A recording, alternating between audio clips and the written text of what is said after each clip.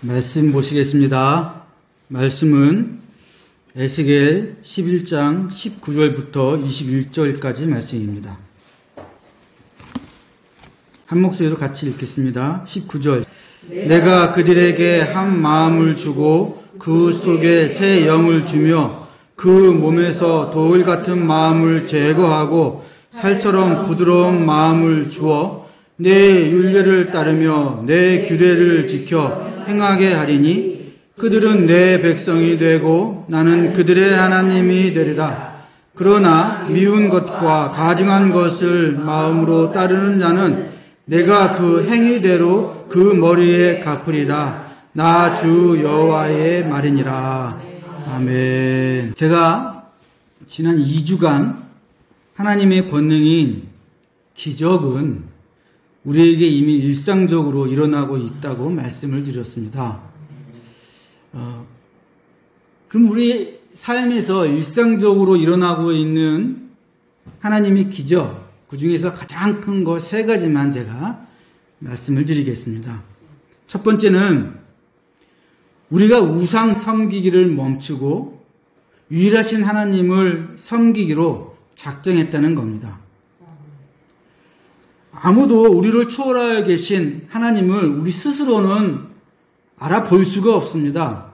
그래서 우리가 하나님께 나아간 것이 아니라 하나님이 우리에게 오셔서 하나님이 계신 것을 알려주신 겁니다. 그 예가 아브라함과 모세와 바울입니다. 성경에서 가장 중요한 3사람을 아마 꼽으라면 이 3사람, 아브라함과 모세와 바울을 꼽을 수 있을 텐데 이 3사람이 모두 스스로 하나님께 나아가거나 하나님을 찾은 게 아닙니다.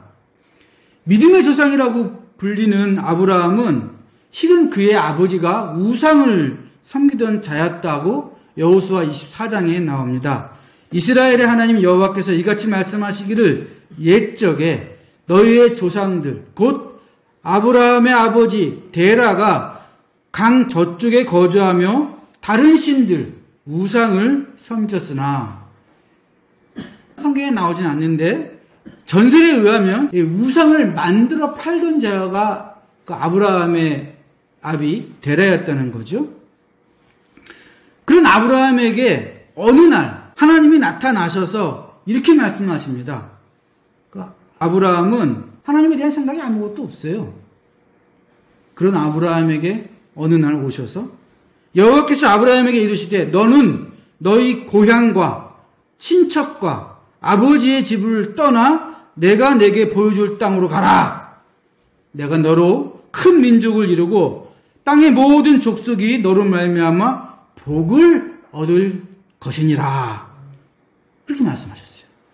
그래서 아브라함이 하나님을 알게 되고 하나님을 믿게 되어 믿음의 조상이 된 거고 또 그 계보를 따라서 우리 인간을 구원하시려고 하나님의 아들 예수님께서 오시는 겁니다. 모세 역시 하나님이 모세를 부르시는 것이지 모세가 하나님을 찾아 나서는 것이 아닙니다. 그 전까지 하나님이 부르시기 전까지 모세는 자기 계획과 자기 힘을 의지하고 살던 자였습니다.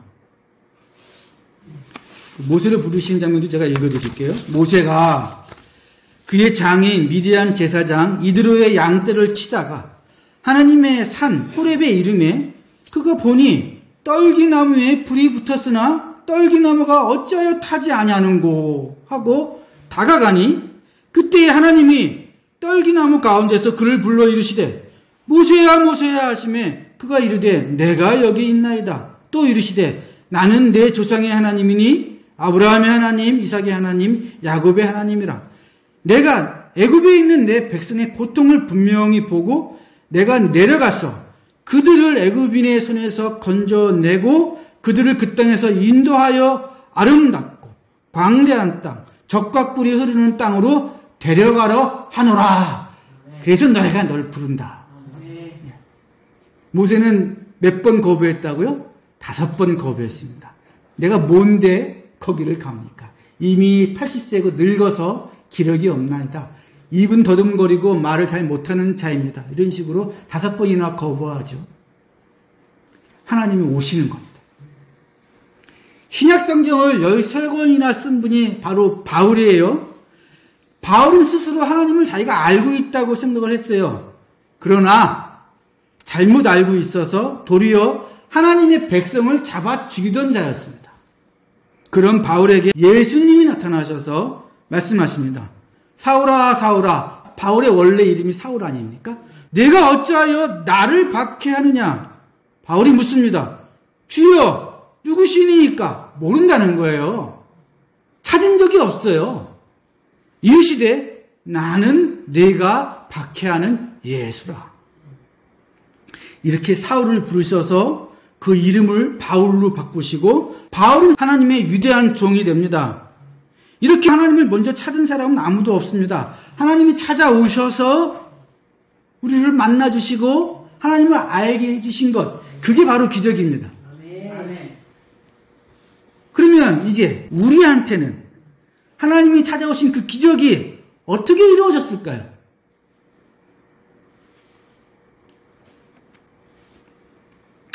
에스겔서 20장에 가서 보면 이스라엘의 과거 역사를 하나님이 쭉 말씀하시는데, 하나님은 하나님을 직접 경험하는 게 인간의 성품 때문에 나중에는 별로 소용없다라고 단정을 짓습니다. 에스겔 20장에서 이스라엘의 역사는 하나님이 직접 말씀하시는데 구원의 역사가 아니라 하나님을 끊임없이 배반하고 반역하는 역사라고 말씀하세요. 하나님이 말씀하시는 거예요.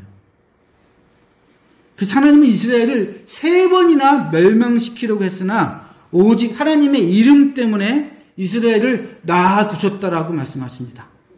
내가 이르기를 내가 내 분노를 광야에서 그들에게 쏟아 멸하리라 하였으나 내가 내 이름을 위하여 달리 행하였나니 내가 그들을 인도하여 내는 것을 본 나라들 앞에서 내 이름을 더럽히지 아니하려 하였음이로다. 모든 나라에 다 신이 있지 않습니까? 근데 하나님이라는 신이 있어서 이스라엘 민족을 거창하게 홍해를 가르고 만나를 내리고 노예의 민족을 이끌어서 나라를 세우시고 그 나라의 성전도 멋지게 짓는데 계속해서 배반해요. 그래서 하나님이 내가 멸하려고 했지만 이걸 다 본 다른 나라들 때문에 차마 내가 내 이름이 욕먹을까봐 이 민족을 멸하지 않겠다라고 3번 나옵니다. 3번. 그래서 하나님이 묘수를 내셔야 돼. 그죠? 왜냐면 기적을 아무리 경험을 해도 조금만 지나면 다시 돌아가거든. 사람의 성품이 그래서.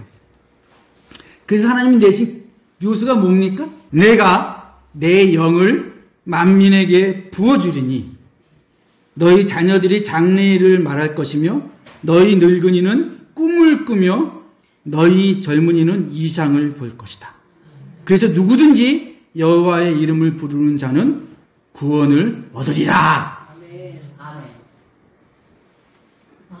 요에스 2장 28절에 나오는 말씀입니다. 오늘 본문 말씀도 똑같은 말씀이죠. 성령을 우리 마음에 주셔서 그 몸에서 돌 같은 마음을 제하고 살처럼 부드러운 마음을 주어 내 율례를 따르며 내 규례를 지켜 행하게 하리니 그들은 내 백성이 되고 나는 그들의 하나님이 되리라. 이게 하나님이 내신 묘수예요. 기적을 아무리 그 앞에서 행해도 조금만 지나면 그걸 잘 보여주는 게 이스라엘 민족이고 그건 지금도 우리도 마찬가지입니다. 만약 성령이 오시지 않았다면 우리는 계속 반복할 겁니다. 그런데 성령이 오셔서 이제 우리는 생활에 바쁘고 삶에 바빠갖고 하나님 잊어버리고 걱정거리에 헤어나지 못하고 기적도 잃어버리고 하나님의 이름도 잊어버리고 살지 않고 성령이 우리 안에 오셔서 돌 같은 마음을 살처럼 부드럽게 만드셔서 항상 거하신다는 게 그게 하나님의 묘수였어요. 그래서 우리가 여기 나와서 지금 예배를 드리는 겁니다. 그게 기적이라고요. 네. 예배를 아무나 드립니까? 아닙니다, 여러분. 하나님이 오셔서 기적을 베풀어 주신 자만 예배를 드리는 겁니다. 두 번째 기적은 사람이 변한다는 겁니다. 성령이 역사하지 않으면 어떤 사람도 변하지 않습니다. 아까도 말씀드렸잖아요. 에스겔서 20장에서 하나님이 이스라엘 역사는 구원의 역사가 아니라 나를 배반한 역사다. 아무리 하나님의 기적을 보아도 그때뿐입니다. 나중에 오면 도로 그 자리에 가 있어요. 그게 이스라엘 민족이었어요. 이게 반복됩니다. 그래서 성령이 우리 마음에 오셨잖아요. 성령이 오신 다음부터는 사람이 변합니다. 이게 기적입니다, 여러분. 우리도 전에는 어리석은 자요, 순종하지 아니한 자요, 마귀에게 속은 자요, 여러 가지 정욕과 행락에 종로탄 자요, 악독과 투기를 일삼은 자요, 가증스러운 자요, 피차 미워한 자였으나 우리를 구원하시되 성령의 새롭게 하심으로 하셨나니 우리 구주 예수 그리스도로 말미암아 우리에게 그 성령을 풍성히 부어주사 우리로 그의 은혜를 힘입어 의롭다 하심을 얻어 영생의 소망을 따라 상속자가 되게 하셨느니라. 디도서 3장 3절 이후에 나오는 말씀입니다. 그렇죠? 성령이 오셔야만 우리의 죽을 병, 우리의 죽을 병이 뭡니까? 우리의 죄 아닙니까? 죄. 그 죄를 치료하신다는 거예요. 성령이 최고의 의사입니다. 이미 수천 년 동안 수많은 사람이 그것을 증명했습니다. 만약 여러분들이 저의 과거와 지금을 비교하실 수 있다면 저도 증인의 한 명에 들어갈 겁니다. 제가 제 과거를 말씀 안 드리죠? 이유가 뭡니까? 차마 부끄러워서, 차마 입에게 낼 수가 없어서. 그런데 누가 변하지 않는다? 그럼 이상한 거죠? 예, 성령이 아직 그 안에 안 계신 겁니다. 예, 성령은 최고의 의사시기 때문에 어떠한 병이 있더라도 낫게 해주시는 그런 의사분이라는 거예요. 근데 내 병이 그대로 있다면, 여전히 옛 생시를 그대로 하고 있다면 성령이 없는 거예요. 여기 예배 드리고 있는데 어떻게 성령이 없습니까? 여기 계신 분들은 다 계신 거죠. 그러니까 이미 다 변하신 분이시죠. 믿어 의심치 않습니다. 성령이 계시면 무조건 변합니다. 이게 우리 일상생활에서 경험할 수 있는 두 번째 기적입니다. 내가 옛날에 이런 인간이 아니었는데 지금 이렇다 그러면 그게 기적이에요. 성령이 없이는 아무도 안 변합니다. 세 번째 기적이 있어요. 우리가 하나님 나라, 천국, 새하늘과 새 땅을 바라보고 사는 게 기적입니다. 하나님 믿지 않는 사람은 누구도 새하늘과 새 땅을 바라볼 수가 없습니다. 하나님 믿지 않는 사람들은 그냥 죽음이 끝이에요. 그러니까 죽음이 두렵고 무서운 겁니다. 지금 내가 벌어놓은 게 얼만데, 내가 지금까지 고생하면서 이루어놓은 것이 얼만데, 지금까지 고생만 하고 지금 좀 살만한데 갑자기 죽는 건 너무 억울하잖아. 너무 분하고. 그죠? 그러니까 죽음이 두려운 거라고요. 죽음이 무섭고. 하나님을 믿지 않는 사람들은 그렇게 살지만 우리는 죽음이 소망의 시작입니다. 이걸 우리가 어떻게 알겠냐고요. 이게 기적입니다, 여러분. 우리가 죽으면 잠시 예수님 안에서 하나님과 더불어 낙원에서 잠시 쉴 겁니다. 그 낙원도 이 세상보다 훨씬 좋은 곳이라서 바울은 빨리 가고 싶다고 그랬어요. 그런데 그 낙원보다 더 좋은 데가 새하늘과 새 땅이 이루어질 때입니다. 그때는 우리가 온전히 다 같이 부활해서 하나님과 더불어 왕노릇 한다고 성경에 쓰여 있습니다. 우리의 죽음은 부활을 바라보는 때이고 우리의 죽음은 소망의 시작입니다. 이걸 누가 알겠냐고요, 이걸 내가 믿고 그 소망을 가지고 지금 하루하루를 살고 있다 그러면 그게 기적입니다. 여러분, 어떠한 고통이 나한테 오더라도 나는 꺾이지 않는다고요. 왜? 죽으면 죽으리라. 이 말이 나올 수 있잖아요. 왜? 죽음은 우리의 소망의 시작이니까. 뭘 겁냅니까?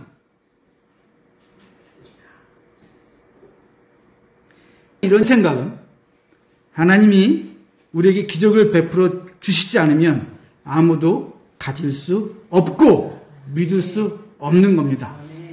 하나님을 믿어, 하나님을 알아 예배드리는 것, 성령을 통하여 내가 변해서 내 과거의 행적과 내 과거의 습관이 변하는 것, 그리고 내가 죽으면 죽으리라.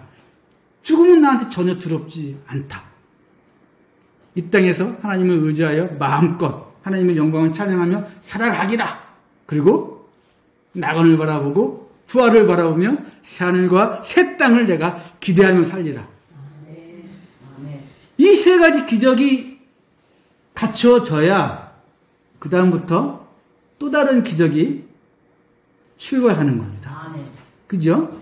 이게 안 갖춰져 있으면 엔진이 구동하지 않는데 어떻게 자동차가 달리겠습니까? 이 세 가지는 우리에게 일상적으로 있는 기적이니까 이걸 마음속으로 품고 계시는 분이 늘 기쁘고 감사하며 하나님의 또 다른 기적을 늘 앙망하며 기도하며 사는 겁니다. 세례는 뭐냐? 이 세 가지 기적을 내가 선언하는 의식입니다. 또한 세례는 내가 이제 죽음을 두려워하지 않고 부활을 소망하면서 완전히 변화된 삶을 살게 되었다라고 선포하는 의식입니다. 오늘 세례식을 우리 모두 다 같이 축하해 드릴 텐데 이 모든 것을 한번 보시면서 그 세 가지 기적을 내가 선포하고 고백하고 살고 있었구나 다시 한번 확인하시는 시간이 되시기를 바랍니다. 아멘.